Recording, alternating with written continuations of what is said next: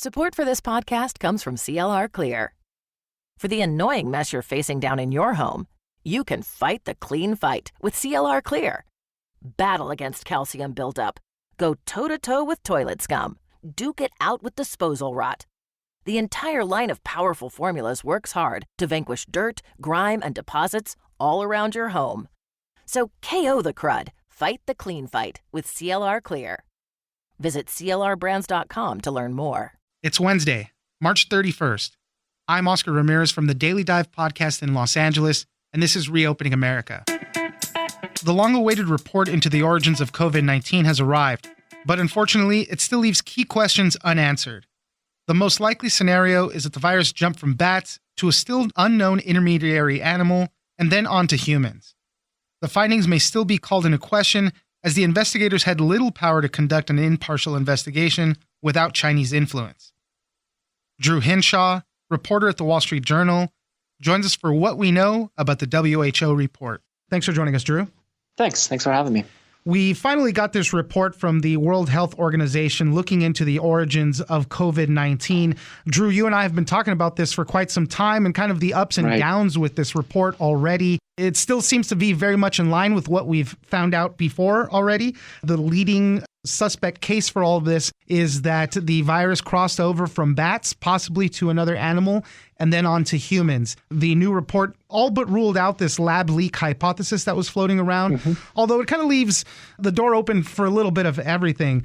I think one of the top concerns with all of this is how much influence China did have on this report. So, Drew, tell us a little bit more about what we're seeing. The way to look at this report is this is a request to do more research. They're saying, here's what Chinese researchers mainly have done, and here's what we'd like to do going forward. And what we can see from that is there's not a lot of evidence that this virus was spreading very widely in China before December. And the WHO is saying, okay, you guys haven't found any of that, but we still think there might be some there. So let's go and look at like blood banks. Did anybody give blood or has a blood sample in a hospital somewhere from November, October of 2019 that if we went back and tested it would show they were a COVID patient? That's the kind of thing the WHO wants to do and is asking to do in this report. Yeah, they're also asking for more extensive testing of Chinese farms that supplied these wild animals for both food and fur. But really kind of the when, where, and how of all of this has not really been determined. I mean, I think we kind of knew that was going to happen all along. Tell us a little bit about how this was done, because Chinese researchers were the ones that really did all the footwork, then just presented the information to the WHO scientists. So they really didn't have a hand in a lot of this. Most of this was summaries given to the WHO of here's the research we've done. We've tested thousands of animals. They tried to test 92 people retrospectively for antibodies. The WHO said, it seems like not enough people. Like, in all of central China, you should have tested more potential cases than 92. But most of this was Chinese researchers giving presentations to the WHO. And in the room are Chinese government officials working for a government that continues to suggest that this pandemic didn't begin in China at all. So it's very complicated, very diplomatic, and an interesting situation. You mentioned those 92 people that they did test. This was out of a pool of 76,000 patients that were suffering these COVID-like, influenza-like symptoms, which we generally believe that that's what it was. So, yes, I mean, just to boil that down to 92, I mean, that doesn't really leave you with a big sample size. Right. And not only that, they didn't test those people until really a few days or a couple weeks before the WHO arrived, which is a year. It's like a year after those people were sick. Right. It's too late to test people for this illness at that point. Now, as I did mention, the report does pretty much say that it's very, very unlikely that this was not leaked from a lab. Obviously, China is very happy with that, but they still pushed for other ways that it might have come to China, including they said they wanted to look at some health data from the Military World Games in October in 2019. I think they suggested that it was a U.S. delegation that went there that might have brought it in. Right. You can see in this report the WHO is dealing with the lab because the Trump administration brought it up.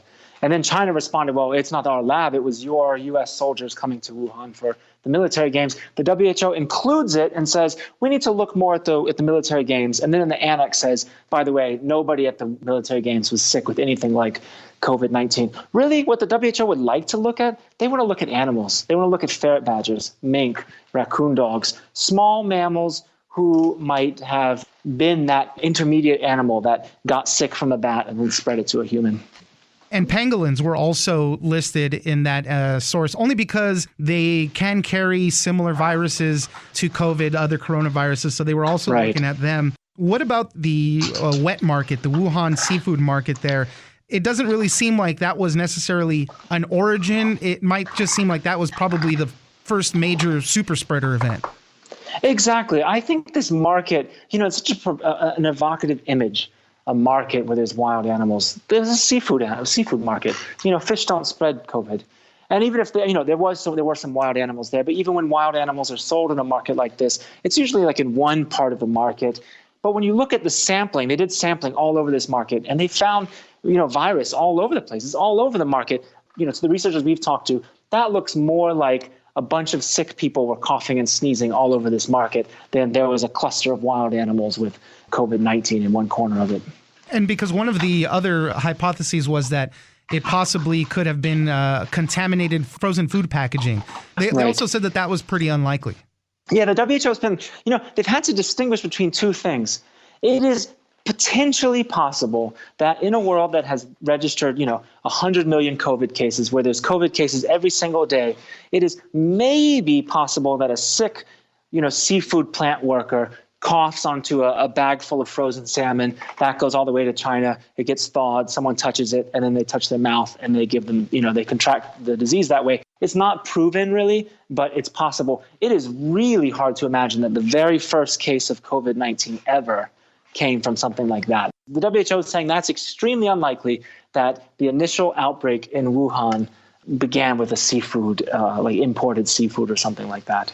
So where are we left now? We have this report that doesn't really seem like it was done by independent scientists. As we mentioned, Chinese researchers had a big hand in all of this. Where do we go from here? Are we going to get another report? The world may never know. The world may never know who was patient zero.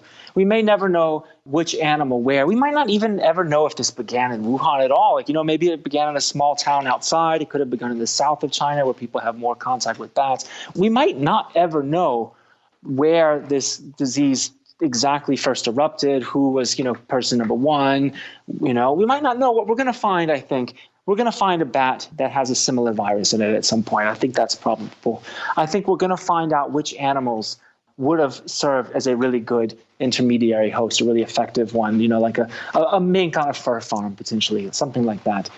But in terms of really pinpointing kind of like who in October or November 2019 was this first person who made this mistake or whatever happened that caused this pandemic, I don't think we're going to find out. And we're definitely not going to find out so long as it is overshadowed by these tensions between the U.S. and China. Drew Henshaw, reporter at the Wall Street Journal. Thank you very much for joining us. Thank you, too. I'm Oscar Ramirez, and this has been Reopening America. Don't forget that for today's big news stories, you can check me out on the Daily Dive podcast every Monday through Friday. So follow us on iHeartRadio or wherever you get your podcasts. 15 minutes could save you 15% or more. My dad used to say that. Sure, yeah. It's from Geico. Yeah, whenever I would ask my dad for life advice, he'd sit me down and say, son, 15 minutes could save you 15% or more. And look at me now, a well-adjusted adult with a drawer full of plastic bags I'll never use. Okay, I'm confused. Was your dad a licensed Geico agent? Nah, he was just a real good dad. Geico. 15 minutes could save you 15% or more.